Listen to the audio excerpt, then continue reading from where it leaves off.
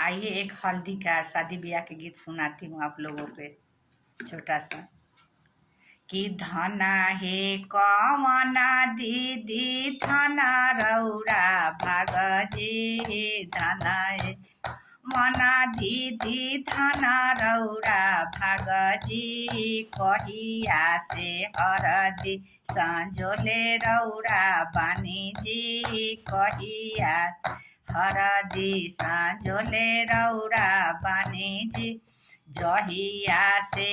हो दीदी बेटी जलम लीजिए, तही से हरदी संजोले हम